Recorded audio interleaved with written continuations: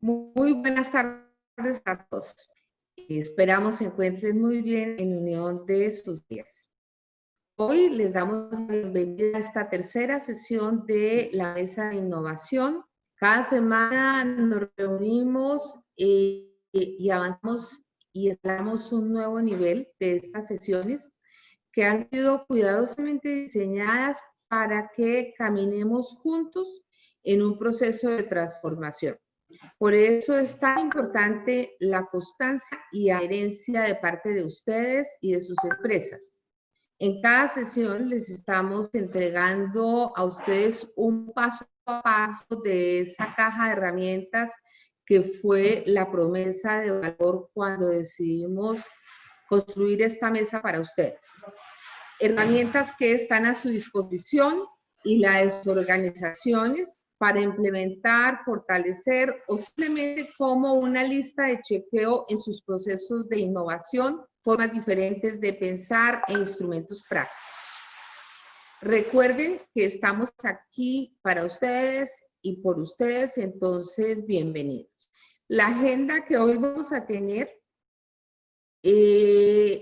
nos acompañará Alejandro Correa Bárcena, quien aparte de una importante compañía que nació de la innovación y que hoy dará inicio a esta tercera sesión compartiendo con nosotros sobre inteligencia artificial de Rapping Bank, y la hemos denominado ¿qué hay aquí que puede inspirar el ciclo de crédito y la cobranza? Luego nos acompañará nuestro líder de la mesa, Edwin Sácica, en un espacio de trabajo de gestión de innovación durante COVID-19. Y como siempre, al finalizar tendremos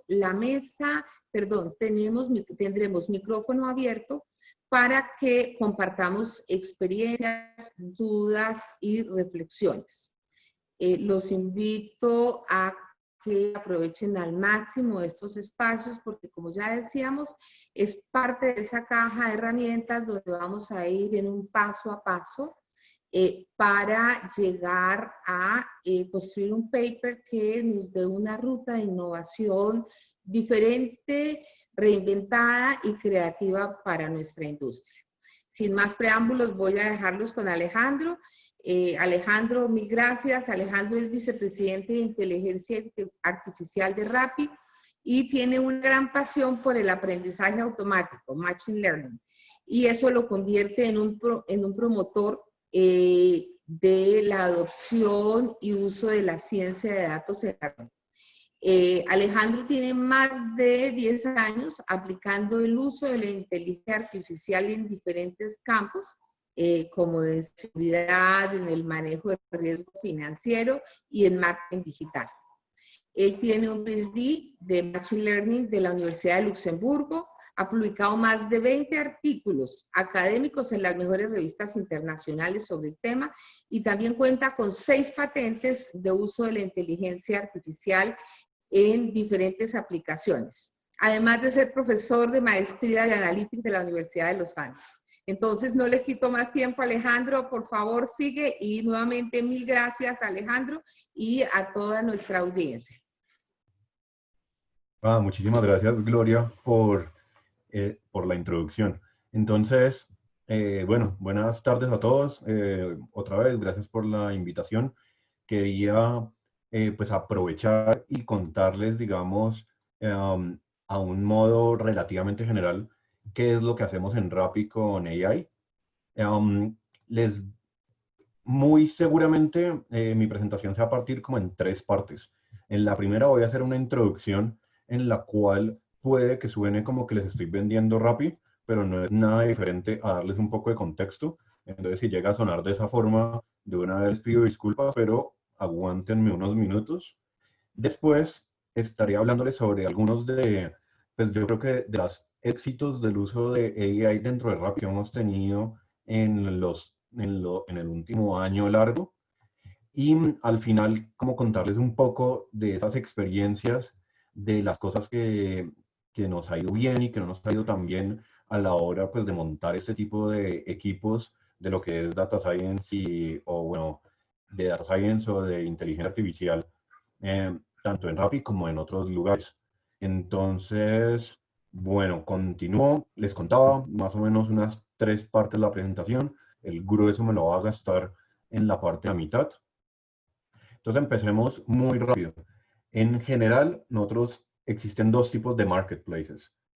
Por un lado tenemos un marketplace de búsqueda, como lo es un Airbnb, en el cual el usuario entra, está buscando algún producto o servicio, y el marketplace lo que se encarga es de mostrarle al usuario y generarle la mejor experiencia de búsqueda. Existe otro tipo de marketplace, que es un marketplace de matching o de conectar a un usuario con diferentes proveedores. El mejor ejemplo es un Uber, en el cual llega un usuario, abre la aplicación, y lo que en ese momento está haciendo la aplicación, el objetivo en ese caso es encontrar cuál es el mejor conductor para la necesidad de una persona. Entonces acá piensa en un segundo qué tipo de marketplace es Rappi. Entonces Rappi tiene una particularidad porque Rappi es ambos tipos de marketplace al tiempo. Por un lado tenemos a los usuarios, por otro lado tenemos a los merchants o a los restaurantes o a los stores, y por otro lado tenemos a los couriers, como llamamos acá, los rapitenderos.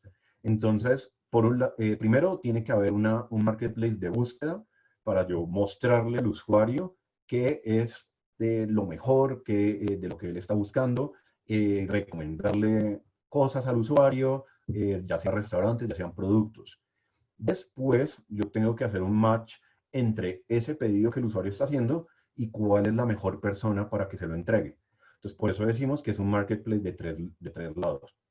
Tenemos una oferta, digamos, heterogénea de restaurantes, supermercados, una oferta muy, muy variada de productos y de servicios. Nosotros internamente siempre tenemos como una lista de cuáles son los pedidos más interesantes que alguien ha hecho, y para mí el que sigue ganando es un equipo de fútbol que les hacía falta un arquero, y entonces pidieron a un rapitendero para que fuera arquero por 1 hora en su partido y no lo perdieran por W. Entonces son como ese tipo de cosas tan variadas que aparecen en los pedidos, y bueno, si bien eso no es tan general, son como el tipo de cosas que hemos visto. De ahí que algo muy importante es cómo hacer el match del mejor courier para cada una de las órdenes. Entonces ustedes podrían pensar que cada courier está en capacidad de hacer cualquier entrega, pues resulta que eso no es tan cierto. Entonces acá, por ejemplo, en esta imagen aparece un producto muy particular porque es como el aguacate. Resulta que yo no le puedo pedir a cualquier courier que vaya y me escoja un aguacate. De hecho, ese producto es tan particular además que si a mí mi esposa me manda a pedir un aguacate, seguramente no va a pedir el que ella quiere. Entonces, de esa misma forma, yo no puedo pedirle a cualquier courier que vaya y lo busque. Entonces, ¿yo cómo encuentro que hay un courier que es mejor para entregar ese tipo de productos, para hacer el picking de ese tipo de productos? Y eso no depende solamente de cuál es el store, en este caso llamémoslo un éxito, un Carulla, porque una cosa es un usuario pidiendo un Carulla un aguacate versus un usuario pidiendo un Carulla una botella de agua. No, los dos pedidos no son necesariamente entregables por el mismo courier. Y finalmente tenemos una frecuencia muy, muy alta de pedidos. Hoy fácilmente estamos entregando a nivel Latinoamérica 50.000 pedidos al día, y esto pues sigue creciendo todo el tiempo. Adicional, no tenemos la misma demanda durante el día, ni tampoco la misma oferta. Esto, pues, por supuesto, tenemos unos picos a las horas del almuerzo, en las horas de la tarde, y pues en las horas de la noche. Algunas tiendas abren durante toda la noche. Entonces, también, digamos, agrega una complejidad aún mayor.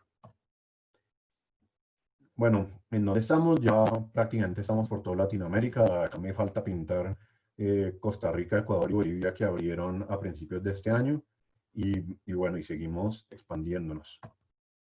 Entonces, otra vez les dije que la primera parte de la presentación era la más aburrida porque es cuando yo sueno que les estoy vendiendo algo. Entonces, les pido disculpas por eso, pero quería darles un poco de contexto. Sigamos entonces con cuáles son algunos de los casos en los cuales nosotros utilizamos temas, ya sea de data science o de inteligencia artificial. Entonces, primero les voy a contar así muy rápido por cada uno de estos y después en algunos voy a entrar a dar un poco más de detalle. Acá mi idea es poderles dar como algo muy a grandes rasgos de eso, qué significa y pues de cómo se soluciona. Entonces, lo primero, que es algo muy tradicional en una empresa como Rappi, cómo hacemos una segmentación eficiente de los usuarios. Entonces, acá segmentar usuarios no es tan sencillo como decir, como hacer segmentaciones por edad. Yo acá tengo que hacer segmentaciones también por probabilidad de deserción.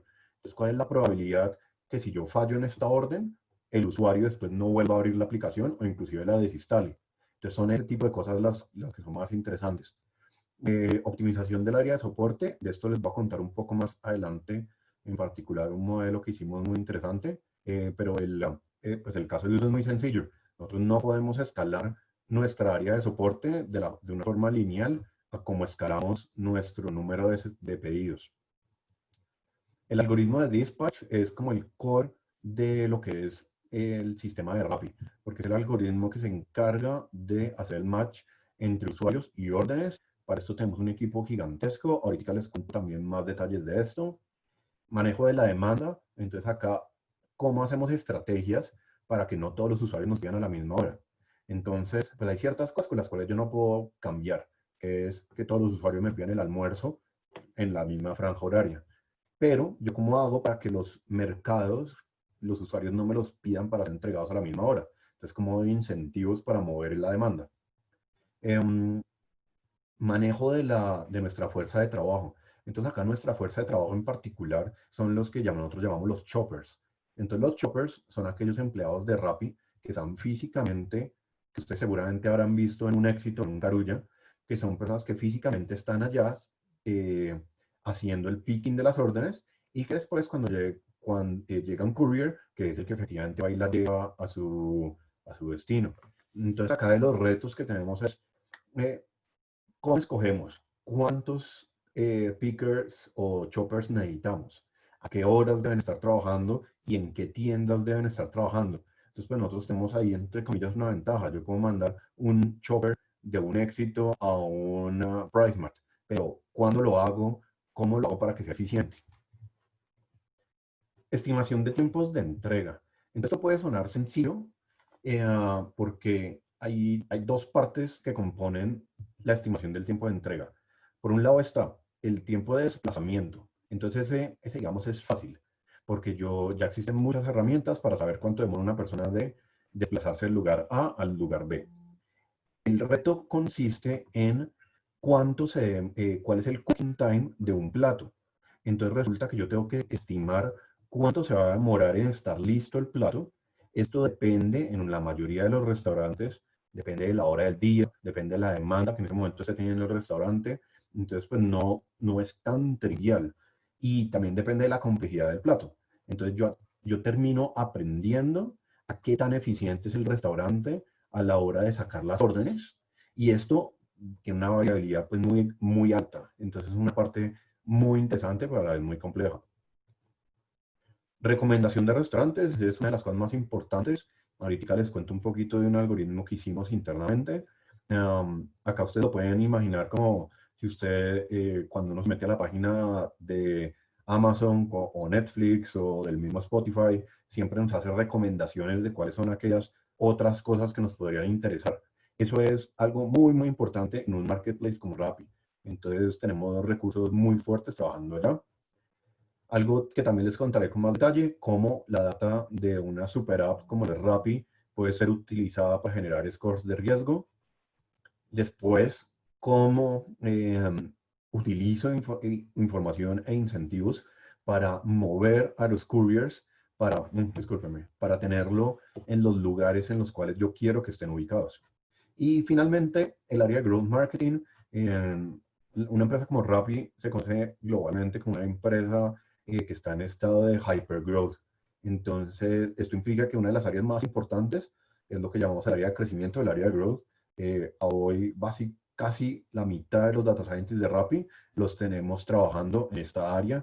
Ahí les contaré un poquito algunas de las cosas que hacemos. Entonces, bueno, voy a saltar al primer tema. Acá va a sonar un poquito esta presentación como que estoy pivoteando muy fuerte entre temas.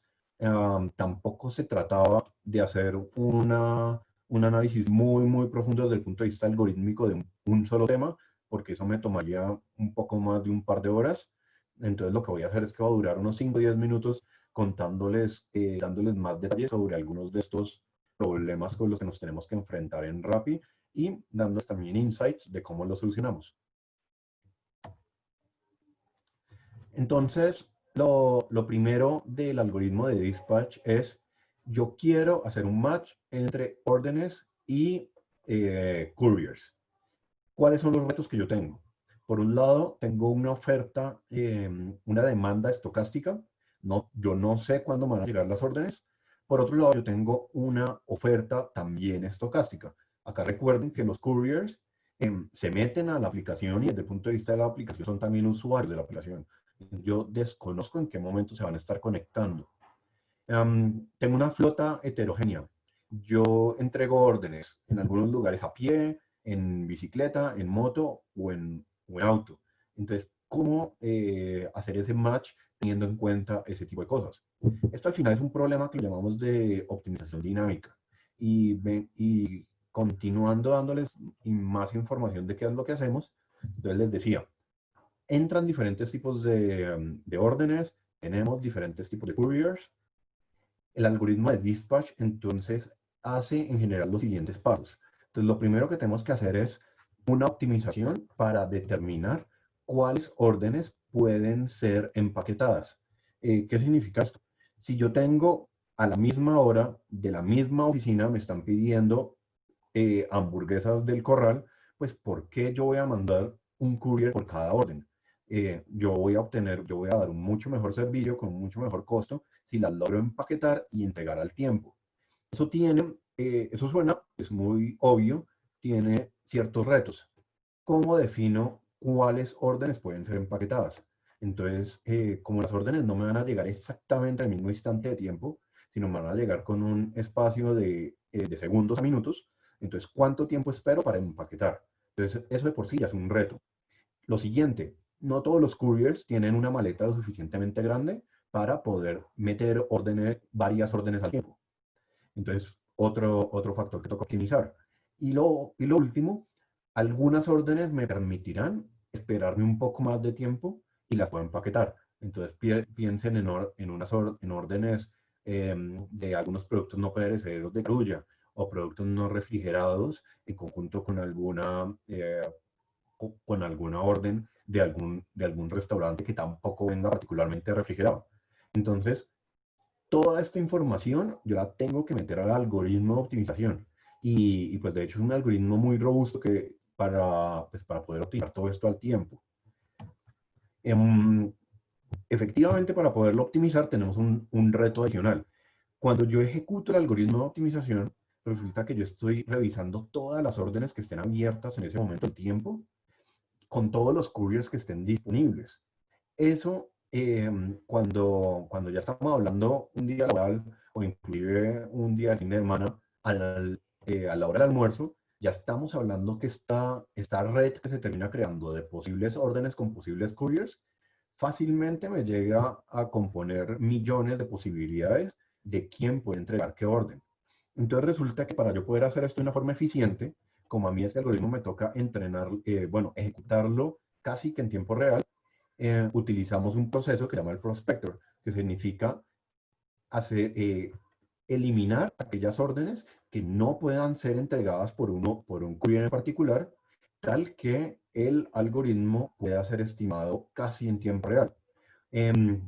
Solamente hacer este proceso, pues es un proceso que es muy complejo. De hecho, fue la tesis doctoral de una de las personas que hoy trabaja en el área de investigación de operaciones nuestra, porque de por sí ya es un problema matemático bien complejo, pero a su vez nos facilita muchísimo la optimización de todo el sistema. Acá piensen en órdenes que no puedan ser entregadas por un courier. Entonces, una restricción relativamente obvia. Una orden que esté en un lado de la ciudad totalmente diferente a donde está el courier. Entonces, por supuesto, si yo estoy pidiendo una orden en el centro y tengo un courier en Usaquén, no me van a poder hacer match. Entonces, esa, digamos, es medio obvia. Pero hay otro tipo de condiciones mucho más complejas.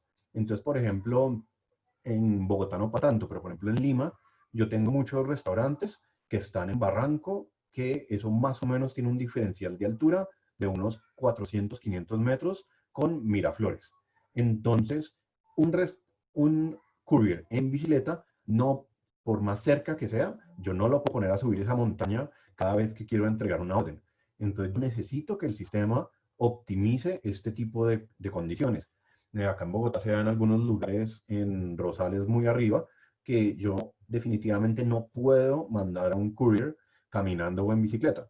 Entonces, el algoritmo tiene que tener en cuenta toda esta información. Acá sí se han dado cuenta, hasta ahora llevo 12 likes y ya les empecé a contar muchísimo de la cantidad de data diferente que nos toca tener en cuenta para tomar estas decisiones. Hay una solución súper interesante que desarrollamos internamente que se llama RapidMaps. Entonces resulta que si ustedes se meten a Google Maps, en Google Maps no existe tiempos de desplazamiento en bicicleta. Google Maps tiene tiempos de desplazamiento en auto y caminando, pero no en bicicleta. Y como para todos será obvio, las personas andando en bicicleta no necesariamente cumplen las mismas normas que lo que cumplen las personas en carro, por ende los tiempos de desplazamiento no son los mismos. Entonces resulta que nosotros estábamos teniendo varios problemas en usar información de Google Maps como nuestro estimador de tiempos de entrega. Terminamos creando nuestro propio sistema de estimación de desplazamiento en casi todas las ciudades grandes de Latinoamérica. Y pues es un proyecto que, digamos, nos afecta tanto que hoy en día tenemos casi un equipo de 5 data scientists trabajando activamente en este proyecto y pues seguimos mejorándolo. Porque resulta que nosotros ya tenemos la información, nosotros ya tenemos un dispositivo de personas conectado siempre que las personas, que una buena cantidad de rapitenderos están en bicicleta moviéndose en las ciudades. Entonces nosotros ya tenemos esta data, pero hacer el algoritmo para estimar los tiempos de entrega pues es un proceso muy complejo, pero que nos ha dado muy buenos resultados. Finalmente, todo lo que les acabo de contar son apenas inputs de lo que es el algoritmo core del dispatch, que al final el output es que cada X número de segundos me asigna todas las órdenes nuevas que han llegado con un courier. Y en caso que se puedan empaquetar, se empaquetan. Cuando no se pueden empaquetar, pues van a ser órdenes únicas. Un poco más de detalle, aunque creo que ya les conté bastante sobre los diferentes componentes. Al principio en el bundler yo quiero optimizar el empaquetado de órdenes.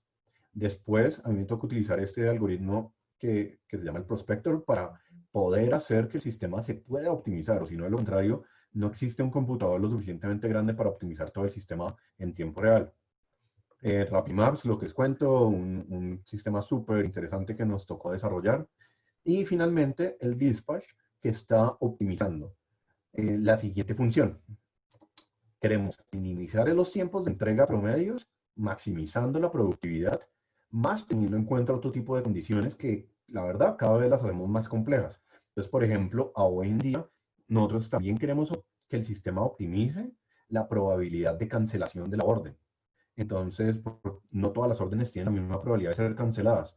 Muchas veces eso tiene que ver por quién es el que la está entregando, pero muchas veces también tiene que ver con a quién se la están entregando. No todos los usuarios me aceptan, digamos, las mismas órdenes con algunos me toca ser mucho más cuidadoso, ya sea porque el usuario tiene una probabilidad alta de deserción. Entonces, todo eso yo lo quiero meter al algoritmo de dispatch. Entonces, así como para darles una idea, nuestro equipo de Machine Learning para Ops, más o menos ya hoy en día pueden llegar a ser unas 40 personas, de las cuales 2, 3 tienen doctorado en este tipo de temas. Varios han sido en el pasado profesores de temas de investigación de operaciones. Y bueno, y es algo que yo creo que no tiene fin y le seguimos trabajando. Por ejemplo, otras empresas grandes o tal vez más grandes que nosotros, como lo es un Uber, tienen equipos gigantescos de investigación de operaciones y pues eso también nos motiva a nosotros a seguir mejorando este equipo. Entonces, bueno, les dije, iba a estar haciendo cambios muy fuertes de temas. Um, entonces, porque en estos 40, 50 minutos que escogimos para la presentación, quiero poderles contar de muchos proyectos, digamos, diferentes, y más que otra cosa, como que la próxima vez que piensen en AI en Rappi, puedan imaginarse un poquito todas las cosas diferentes que hacemos. Entonces, algo que seguramente puede ser más relacionado con lo que algunos de ustedes hacen, es un proyecto de optimización del área de soporte que nos tocó hacer. Esto fue hacia finales del año pasado. Entonces, resulta que cuando el usuario se está metiendo en la pantalla ayuda, o lo que llamamos acá el Help Center, aparece una serie de opciones, los cuales en una buena cantidad cubren más del 95% de las causales por los cuales un usuario se estaría contratando con el área de soporte. Entonces, sin que los sorprenda a muchos, acá hay cosas, digamos, medio obvias, que el usuario tenga dudas con el cobro, cancela tu pedido, cambia el método de pago. Digamos, un análisis súper exhaustivo de entender por qué el usuario le interesa contactar al soporte. Pero resulta que aun cuando acá esté escrito explícitamente lo que el usuario quiere, un 70-80% de los usuarios terminan escribiendo en otro, por motivos los cuales desconozco. En algún momento me ayudan a pensar por qué es, porque la verdad no lo sé, pero el usuario, así lo que quiera está escrito puro arriba, el usuario termina dando clic en otro. Entonces, bueno, el problema con que el usuario dé clic en otro es que yo cómo sé para qué es que el usuario me está contactando. Entonces es un problema muy grande porque yo no, cuando el usuario me da clic en alguna de estas, yo sé asignar una prioridad. Pero cuando el usuario simplemente me da clic en otro, yo no sé qué prioridad tiene el ticket. Entonces, eso es lo que en Machine Learning nosotros llamamos un problema de clasificación. Nosotros queremos utilizar el texto que el usuario escriba para poder clasificar a qué tipo de categoría pertenece. Los problemas que tenemos son los siguientes. Acá algo que nosotros llamamos el label, que el label es poder tener data histórica marcada con este texto que el usuario escribió, a qué categoría pertenecía. Tenemos small data, no porque no haya un montón de tickets, sino porque hay muy pocos tickets que efectivamente tienen una marcación como la que yo necesito. Acá algo que me parece importante contarles es la forma en cómo el área de soporte tradicionalmente guardaba la data no es para nada la misma forma en cómo yo la necesito como data scientist para poder hacer algo que sea accionable. Entonces, porfa, llévense ese mensaje y piénsenlo, y piénsenlo bien, y si quieren me escriben y les doy más detalles de eso, por qué sucede. Y finalmente existe otro problema, digamos ya desde el punto de vista más algorítmico. Si esto es un problema solamente multiclase acá se refiere que la persona solamente que cuando la persona me escribe algo, yo solamente tengo que asignar una categoría. O es multilabel, que el usuario me puede escribir en un texto más de una necesidad al tiempo. Entonces, ¿qué hago con con ese ticket? Entonces, para darle ejemplo, y esto no debe sorprender mucho, entonces estos son algunos ejemplos de contactos del usuario. Por ejemplo, acá el usuario dice, cuando hizo el pedido decía que no había costo de envío. Entonces, fácil, es un tipo de ticket, dudas con el cobro. O acá tenemos otro. Quisiera pedirle al restaurante que el pan de la doble doble lo cambie por lechuga tipo wrap. Entonces, esto es un problema que se llama agrega un producto o comentario al pedido. Si les pregunto cuál es más importante, ¿qué pensarían? Pues ambos son importantes. Acá la pregunta tal vez más interesante es cuál es más prioritario. Entonces, sin duda alguna, el segundo es más prioritario. Porque si yo no soluciono este problema en los próximos segundos o máximo un par de minutos, ya la hamburguesa la van a hacer y ya efectivamente yo o voy a perder eso o el cliente me va a cancelar o el cliente va a recibir algo que no era lo que quería. Sin embargo, en este yo me puedo esperar unos minutos, hasta de pronto una hora y no pasa nada. Entonces, por eso es lo importante poder hacer una clasificación en vivo. Porque si yo espero a que los tickets les lleguen todos al área de soporte y digamos, y los clasifiquen de una forma manual utilizando cualquier sistema de priorización que tengan, no voy a poder segmentar entre estos dos. Entonces, la forma en cómo se hace esto, desde el punto de vista algorítmico, es lo siguiente. Primero, cogemos todos estos textos y los mandamos a un algoritmo que hoy en día se llama BERT. Esto no es más que 3 líneas de código. Yo acá se las debía haber pegado para que efectivamente me crean. Pero esto, BERT, son 3 líneas de código que coge el texto y me convierte en una representación vectorial. Y después, yo eso lo mando por algo que se llama un clasificador, que coge esa representación vectorial y me pronostica a qué tipo de categoría pertenece. Esto, que es todo el algoritmo de Machine Learning, hoy en día no son más de 10 líneas de código que están disponibles en Internet. Entonces, la próxima vez que les llegue algún consultor vendiéndoles proyectos de Machine Learning, tengan en cuenta que esto hoy en día no es complejo. Esto hoy en día es fácil. Una persona recién graduada lo puede, con muy poca guía, lo puede hacer. El problema real es la implementación. Porque nosotros, por ejemplo, queremos una implementación tal que cuando el usuario vaya escribiendo, le salga un pop-up que diga, por favor, usa la opción dudas con el cobro.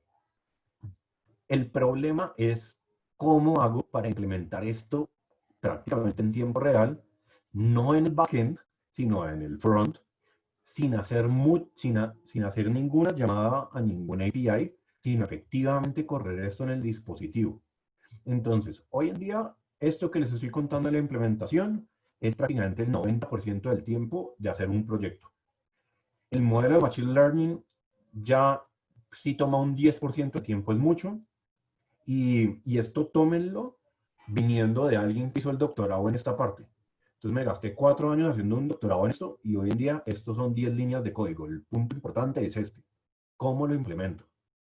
La otra, ¿cómo preparo la data para tenerla bien lista? Esto entonces es un reto también, lo que les contaba. Por más que nosotros somos una empresa de tecnología, la data no estaba siendo guardada de la forma en como yo quiero y esto me pasa en la mitad de las áreas de Rappi.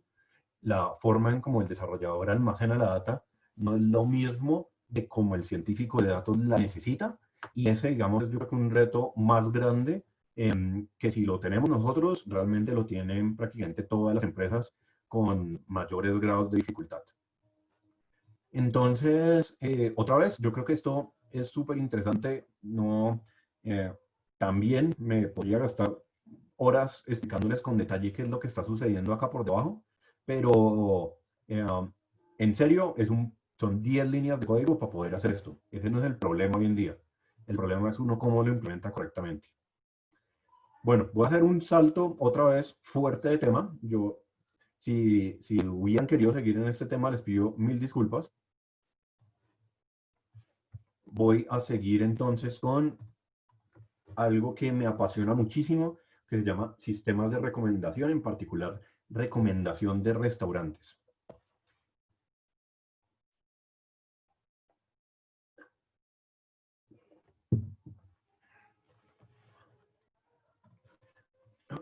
Bueno, les di un par de segundos para que terminaran de llenar la encuesta que mandaron, que me pareció muy interesante.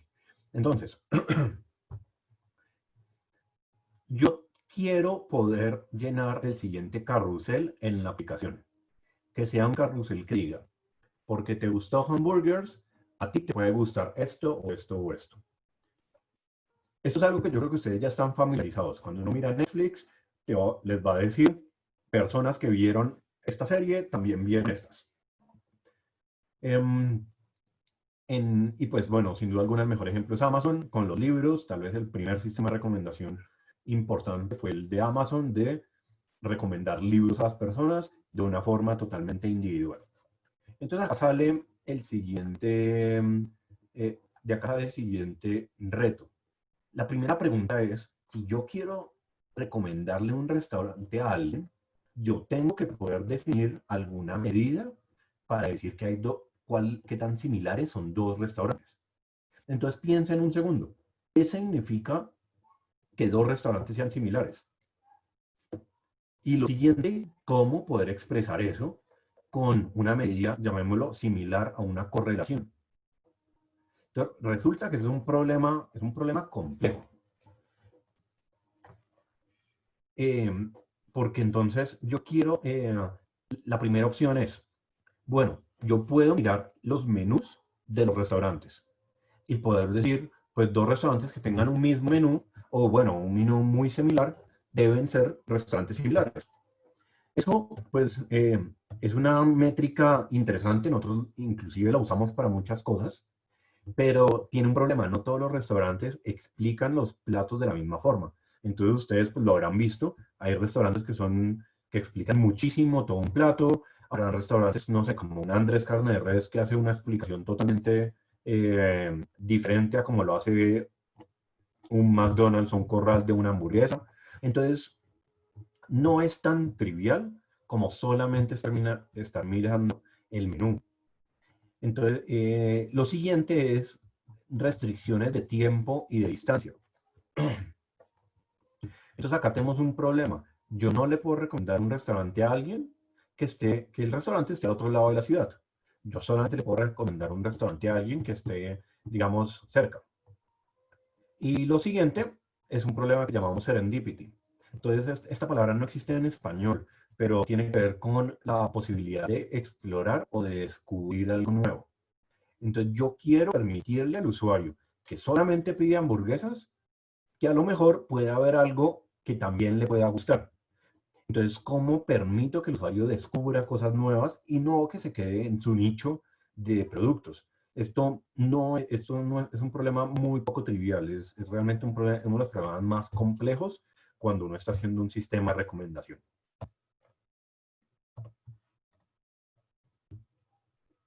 Entonces, nosotros desarrollamos un sistema interno que se llama REST2X, el cual utiliza un concepto que fue desarrollado en Yahoo hacia el 2010, que se llama Similarity Crowdsourcing. Y en particular, nosotros lo que nos interesa saber no es necesariamente cuál es la compra que un usuario hace, sino cuál es la intención que un usuario tiene. Para explicarlo con más detalle, yo quiero también utilizar la información de cuáles son los restaurantes que un usuario observa durante una sesión. Entonces, esta es una sesión, digamos, típica.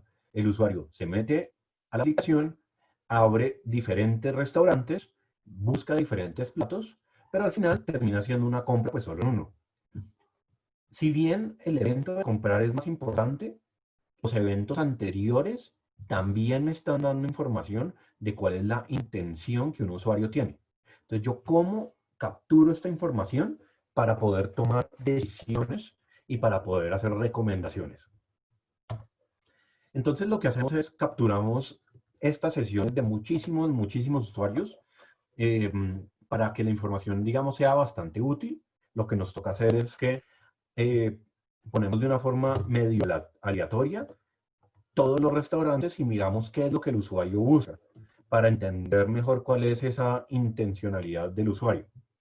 Una vez capturamos todas estas sesiones, lo que hacemos es que convertimos las sesiones utilizamos la información de las sesiones para generar una representación vectorial o una representación matemática de cada restaurante.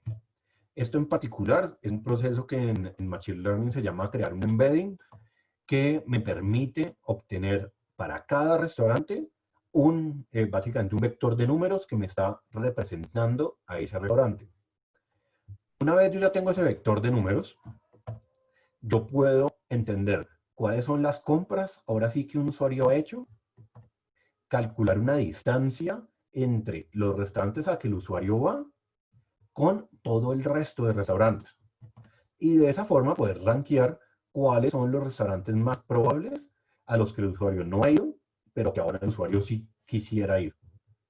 Entonces, bueno, de esto inclusive yo ya escribí un par de blog posts alrededor de esto, en caso de que sea algo que les interese y quisieran buscar, digamos, más detalles sobre eso.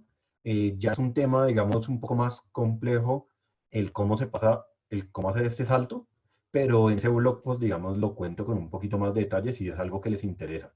Pero el resumen es, el campo de hacer un sistema de recomendación en Rappi es digamos, algo súper clave. Nosotros tenemos ese gran objetivo que es que eventualmente cada usuario tenga una versión del app individual y que sea totalmente microsegmentada de acuerdo a los intereses de ese usuario. Y para poder hacer eso, es un reto tanto algorítmico como tecnológico gigantesco. nuestro equipo de sistemas de recomendación es súper, súper fuerte y nos hemos traído personas súper, súper fuertes en el mundo que ya han trabajado en esto durante años, puesto que desafortunadamente esta es una expertise del cual no existía mucho en Latinoamérica. Entonces, pues nos tocó traer equipos, hay mucho expertise de afuera para poder complementar a nuestros equipos. Pero es un reto súper, súper interesante y lo que les contaba, esto es un equipo que, por ejemplo, lo que es un Netflix, lo que es un Amazon, tienen cientos de personas en el equipo de Data Science de recomendadores. Nosotros, pues no vamos en cientos, pero ya estamos llegando a un par de decenas de personas que trabajan solamente en el sistema de recomendación. Bueno, otra vez, un salto gigantesco. Acá puede crear algo que también les llame más la atención. Entonces, que yo creo que todos ustedes conocen que es un modelo de credit scoring tradicional en el cual yo utilizo información, digamos, tradicional que tenga un banco de las aplicaciones, de la historia de crédito, combinado con el historial en algún buró, dependiendo en qué país hay uno o más buros. Y con esto, los bancos ya llevan años construyendo modelos de riesgo de crédito que me calculan la probabilidad que un usuario me vaya a hacer default. Algo que ha surgido mucho recientemente es cómo utilizar data alternativa para construir un modelo de riesgo de crédito. Y pues, qué mejor definición de data alternativa que Rappi. Entonces, lo que nosotros estamos haciendo, y hoy en día, pues digamos, ya tenemos un equipo importante trabajando en esto, es cómo poder utilizar la información de Rappi y de las interacciones de los usuarios con la Super App para poder estimar cuál es el riesgo de los usuarios. Entonces, perdón.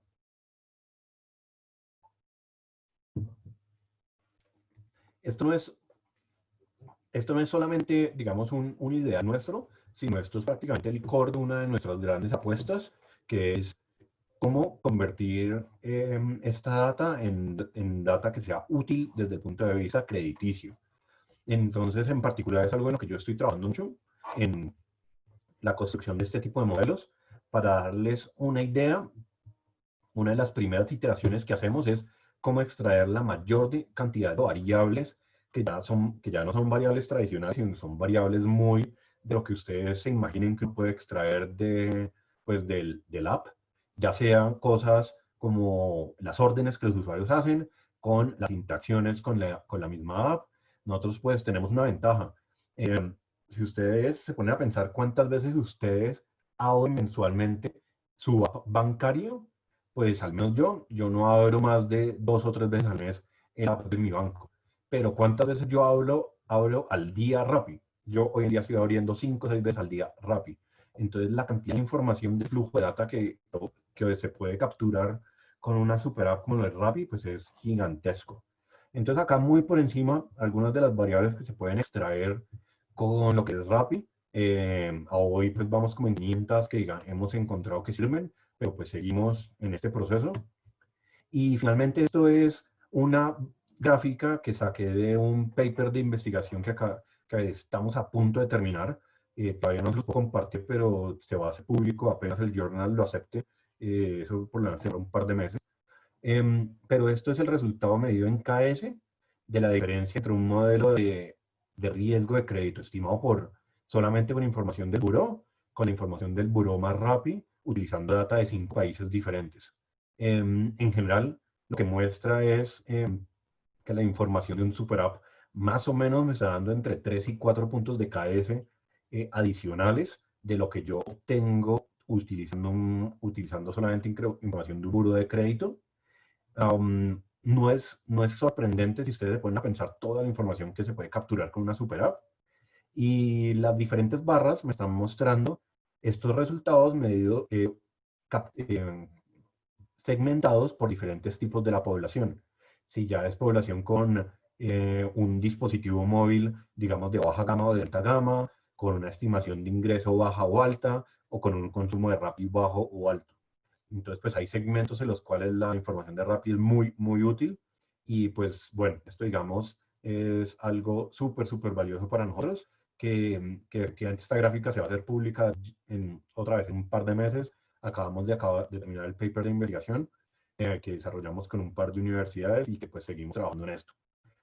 Con gusto les daré más detalle de esto en el futuro y también sacaré tiempo para escribir un par de blog posts al respecto.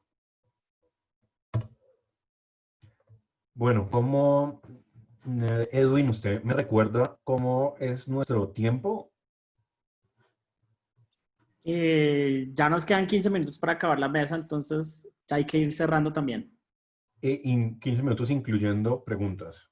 Sí, señor.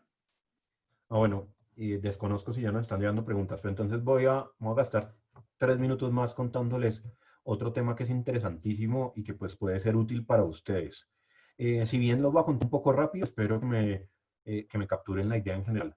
Entonces, resulta que uno de los grandes gastos de Rappi es pues, la inversión en marketing. Esto pues no sorprenderá a muchos. Pero para la escala en la que nosotros invertimos en marketing, es súper importante poder invertir en donde, pues efectivamente, tengamos lo que nosotros llamamos una incrementalidad de la conversión. Entonces, ¿qué significa eso? Resulta que el modelo de marketing tradicional, el modelo de machine learning tradicional, lo que me captura es cuál es la probabilidad de compra dado una campaña. Eso suena intuitivo. El problema en hacer eso es que la persona que más tiene probabilidad de compra dado campaña es también la persona que me haría la compra sin campaña. Entonces, lo que a mí realmente me interesa es cómo perdón, voy a saltar un montón porque se me gastó el tiempo, es cómo poder encontrar a aquellos usuarios que me van a hacer una compra solo dado la campaña, pero que de lo contrario no me hubieran hecho una compra. Entonces, esto es lo que nosotros llamamos los usuarios que podemos cambiarles su comportamiento con la campaña. Y esto se analiza de la siguiente forma. Imaginemos que acá las filas son si me hacen una compra cuando no hay campaña o cuando sí hay campaña. Y acá los que me hacen una compra cuando efectivamente no los contacto. Entonces, aquel usuario que me va a comprar independientemente si yo le hago campaña, pues son los que llamamos usuarios sure users, usuarios seguros, son usuarios a los cuales yo no les quiero mandar campaña.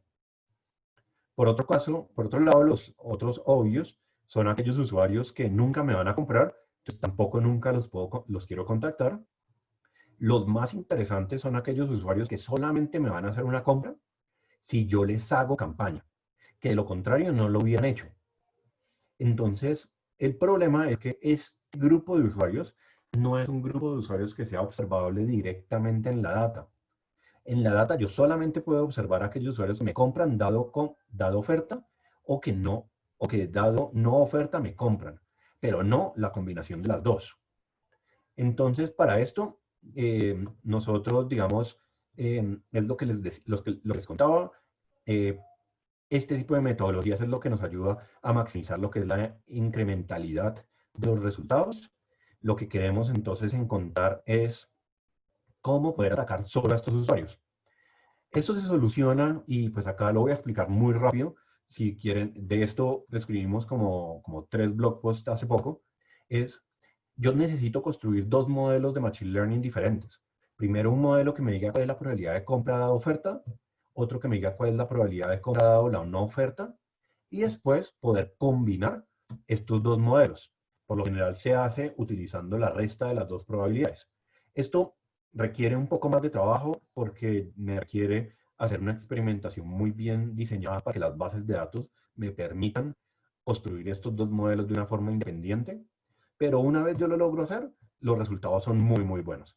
Entonces, bueno, otra vez voy a saltarme un poquito las conclusiones.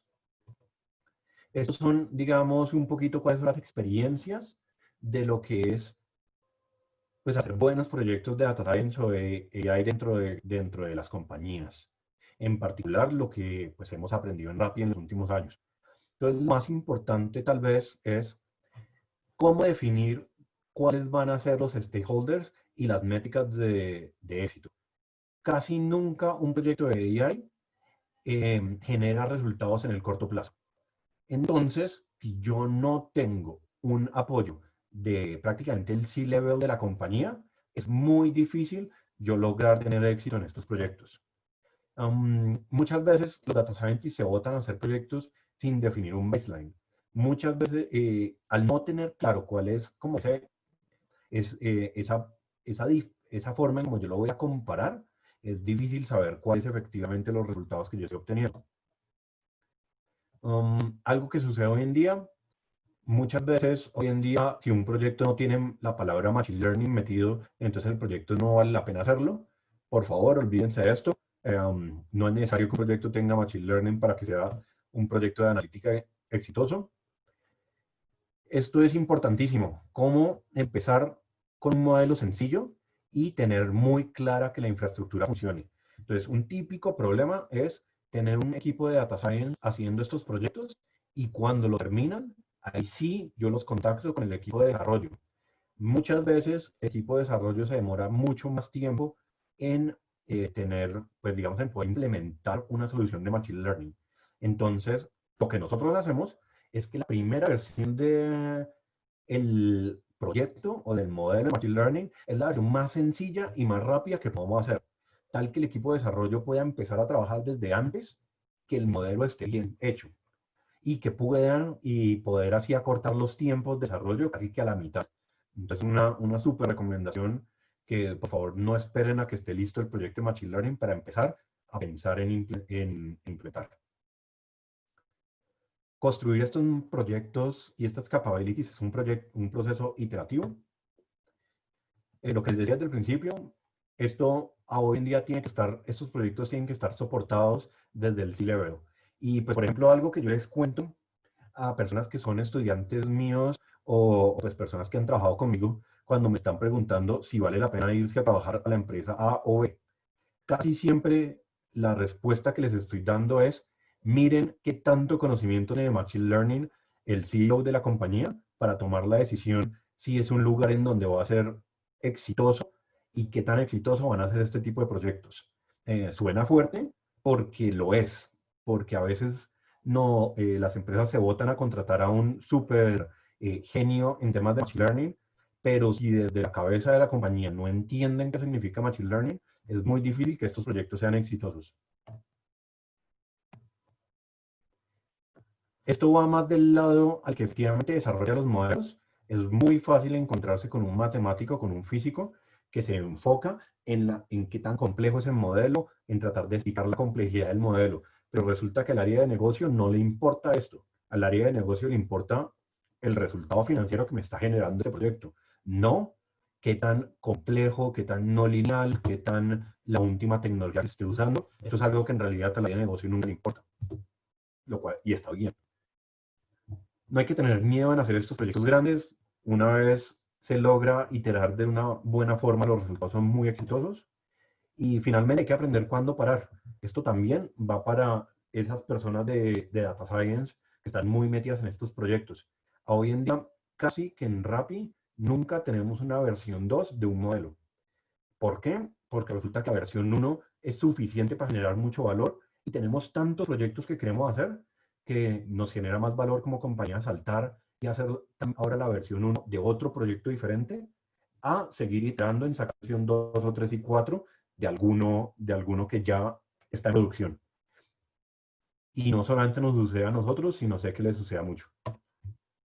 Bueno, otra vez, muchísimas gracias a todos y pues creo que me comí casi todo el tiempo las preguntas, pero ahí alcanzamos a un poco. Alejandro, no, muchísimas gracias. Muy buena presentación y muy útil. Y creo que ahí hay muchas herramientas y cosas muy claras de cómo las empresas podemos afrontar esto. Yo quiero hacerte una pregunta. Nosotros hicimos aquí una pequeña investigación sobre, y creo que ya estás viendo mi pantalla, sobre cómo está adoptando este sector, la industria del crédito y la cobranza, los temas de inteligencia artificial.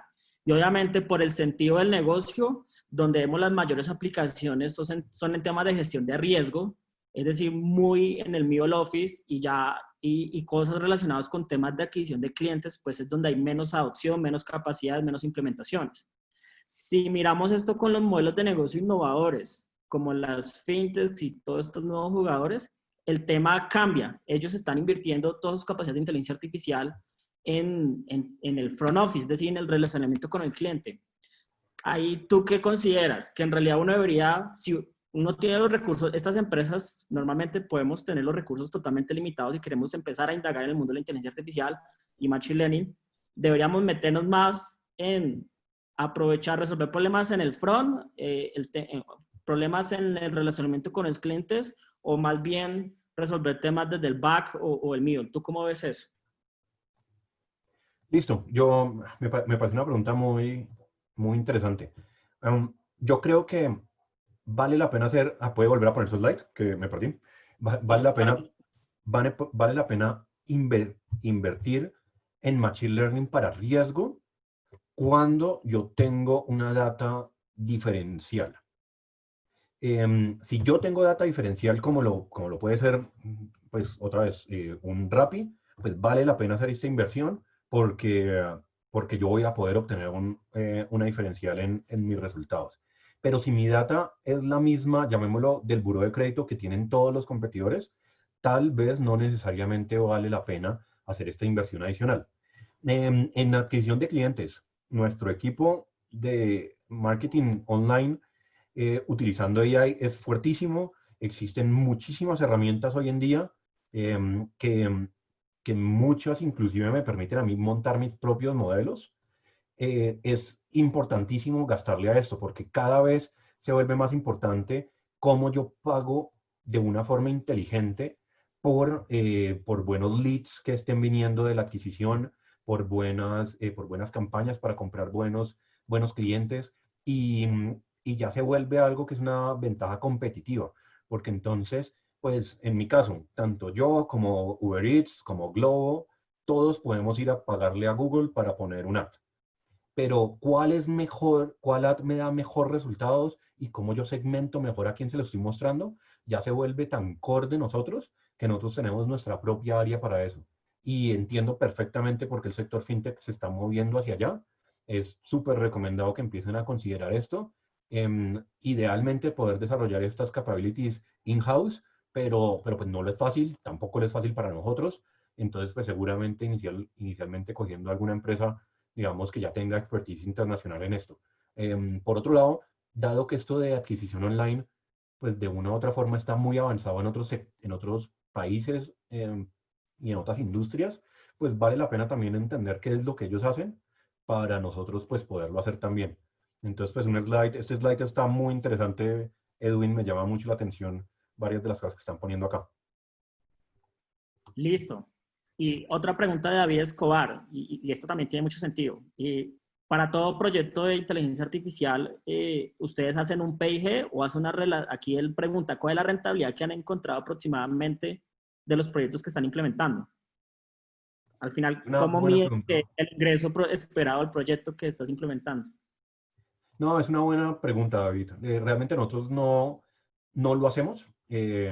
O sea, sí tenemos como un allocation de recursos, pero no tenemos, yo creo que no existe la suficiente data para poder capturar si vamos a invertir recursos de AI en el buscador de Rappi o en adquisición online. Desafortunadamente no, eh, ni quieras que nosotros no tengamos la madurez para hacerlo, sino que yo creo que no hay suficiente información para poderlo hacer. La rentabilidad depende totalmente del proyecto. Entonces, hay proyectos que son más fáciles de medir, como por ejemplo el impacto en la conversión de optimizar el buscador. Eso en algunos países el 70% de las ventas se dan con usuarios empezando en el buscador. Entonces, pues es fácil ir a buscarlo y acá estamos hablando que duplicamos las ventas con tener un mejor buscador. Ahora, ¿qué significa un mejor buscador? Ya de por sí es un problema complejo. Entonces, no en todos lados es fácil medirlo. En adquisición online es fácil. Y para nosotros, cuando pasamos de tener un proveedor externo que nos hacía, digamos, los modelos para optimizar nuestras campañas online, a empezar a hacerlo internamente, sí obtuvimos una conversión muchísimo más grande, yo creo que más del doble, pero pues la inversión fue grande en cuanto a que ese equipo a hoy puede tener 5 o 6 data scientists, de los cuales además 2 vienen de una consultora bastante costosa en ese tema. Y pues por supuesto nos demoramos un par de meses en poder tener resultados. Entonces eso es algo para tener en cuenta. Me gustaría darle una mejor respuesta en cuanto a que sí, para todos los proyectos podemos calcular este PIG, pero no es tan trivial desafortunadamente. Listo. Y la última pregunta. Ahorita nosotros lanzamos una encuesta y le preguntamos, oigan, ¿ustedes tienen modelos de optimización de servicio al cliente implementados? Ahí estoy votando los resultados. La mitad dijo que sí y la otra mitad dijo que no. Entonces, nosotros en nuestro análisis nos preguntamos cuáles son esos principales obstáculos para que implemente inteligencia artificial esa otra mitad que hace falta. Y en eso la principal motivación es los datos. ¿Tú cómo ves esto? ¿Uno debería empezar a trabajar en los datos y para poder desarrollar esa madurez en inteligencia artificial? Entonces hay varias cosas. Sin duda alguna, los datos es clave y creo que les conté cuando les estaba contando mi experiencia. Si nos pasa en Rappi, que somos una empresa súper tecnológica y nos pasa que la calidad de los datos no siempre es la que queremos, pues entiendo por qué les pasa a casi todos. Entonces, calidad de los datos definitivamente. Sesgo en los datos no me queda tan claro, pero pues puedo entender por qué eso también puede ser un problema, pues yo creo que eso se puede ajustar. Acceso a talento me parece importantísimo, digamos, ya creo que me estoy extendiendo de su pregunta, pero pues viendo el slide también me parece interesantísimo eso.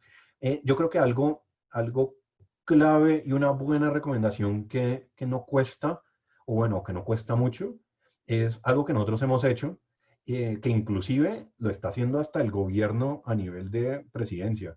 A todas las personas las ponemos a tomar un curso online de Coursera que es gratis, que se llama AI for Everyone. Casi que ese curso todo el mundo lo tiene que tomar, eso no hay excusa. Y el curso no es un curso técnico, pero es un curso que permite entender qué significa inteligencia artificial y cómo tengo que tener mi data preparada para que después, cuando yo vaya a contratar a una consultora o a un data scientist, ya esté la data de una forma que les vaya a servir. Entonces, una recomendación ¿Cómo es, se llama el curso? ¿Cómo se llama el lo, curso? lo voy a poner en el chat y creo que si quieres les pongo hasta el link. Es un curso de Andrew Ng, que es un curso prácticamente obligatorio. El año pasado estuvo Andrew Ng acá en Colombia, casi que dictando ese curso a, a presidencia y a un montón de empresarios, porque es un curso que todos deberían tomar. El curso creo que es gratis si uno lo hace en 7 días y pues uno lo logra hacer en 7 días. Acá les puse el link al curso también. Buenísimo. Y están disparadas las preguntas y queremos aprovechar otro minutico contigo. Alejandra Henao, ¿ustedes, Rappi, tienen una forma de identificar el comportamiento de compras familiares? Es decir, análisis de riesgo familiar, entendiendo que en muchas familias se usa una solo app, pagan todos un solo Prime. ¿Cómo ves que en el modelo de cobranza, perdón, cómo ves para la cobranza un modelo donde el cliente autogestione su acuerdo de pago? Listo, Creo entonces, que son pues, preguntas distintas. sí, Ujú. son dos distintas, perfecto. La primera, pues por supuesto por dirección uno alcanza a encontrar cuál es un círculo familiar. Entonces todavía no estamos creando ese capability de tener un riesgo, digamos, riesgo de crédito por familia, pero la data está. Entonces, pues habrá que ver eventualmente si eso es algo que, de acuerdo, dependiendo de la regulación, se puede hacer, pero la data existe, sobre todo porque la entrega es la misma, porque los productos que se pide también me ayudan a entender si es más de una persona el que está tratando, el que está, digamos, detrás de ese número de aplicación, como para dar un ejemplo. Y pues la otra, porque de pronto la aplicación está instalada utilizando el mismo número de usuario o el mismo Prime en más de un dispositivo que eventualmente pueden estar hasta ubicados en diferentes lugares. Eso me puede llegar a dar insights. Y pues la siguiente, yo creo que esa pregunta es más para ustedes. O sea, tecnológicamente, yo pues lo intentaremos en su momento. Si, ¿qué tal funciona esa cobranza autogestionada? Yo creo que habrá que hacer muy buena segmentación para ver en qué segmentos eso funciona y en cuáles no. En el segmento de Rappi, siendo un segmento pues tan digital, puede que funcione mejor, pero ahí pues habrá que tenerle mucho cuidado y de hecho si alguno alguna vez ya está experimentando con eso, me encantaría saberlo. Listo. ¿Alguna pregunta adicional, por favor? La última para Alejandro. Creo que compartí el link, me acabo de dar cuenta, solamente para panelistas en el chat. Ahora sí se los mando a todos, qué pena. Pues bueno, no, ya con eso, creo que Alejandro, no, muy chévere. Yo creo que el propósito de esto era precisamente que cada uno de sus organizaciones se inspirara y revisara qué modelos hay nuevos, qué cosas interesantes está realizando Rappi. Yo sé que no somos sabemos que no somos la misma industria, pero hay prácticas que sí se pueden construir y se pueden compartir. Entonces, pues Alejandro, muchísimas gracias por acompañarnos el día de hoy, muy valioso. ¿Y por dónde te podemos buscar?